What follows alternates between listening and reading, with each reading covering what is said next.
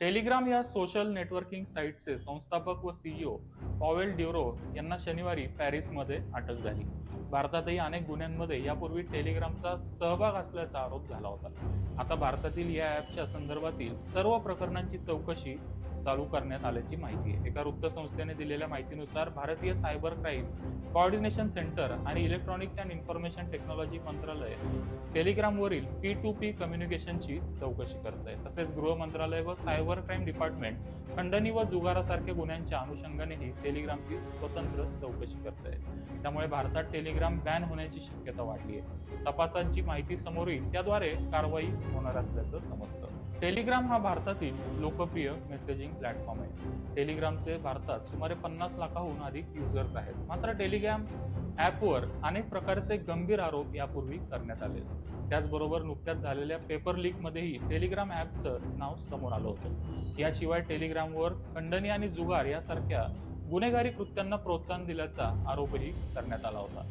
यामुळे आता केंद्र सरकारने टेलिग्रामची चौकशी चालू केली आहे. त्यातच फ्रान्सच्या पॅरिस एअरपोर्टवरून टेलिग्रामचे संस्थापक आणि सीईओ पॉवेल ड्युरो यांना अटक करण्यात आल्यानंतर भारतात हे ॲप बॅन होण्याची चर्चा जोरदार चालू आहे. पॉवेल यांच्यावर मनी लॉन्ड्रिंग आणि अंमली पदार्थांच्या तस्करीसाठी टेलिग्रामचा वापर केल्याचा आरोप आहे.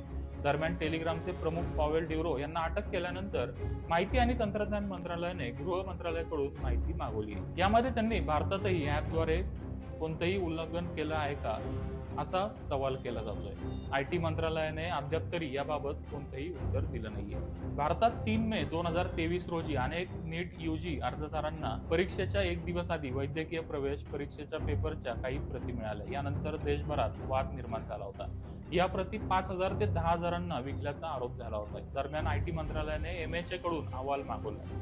त्यात हे पेपर टेलिग्राम वरूनच पाठवण्यात आल्याचा आरोप आहे. त्यानंतर 19 जून 2023 रोजी होणारी UGC नेट परीक्षा टेलिग्रामवर पेपर लीक झाल्याच्या एका दिवसानंतर रद्द करण्यात आली.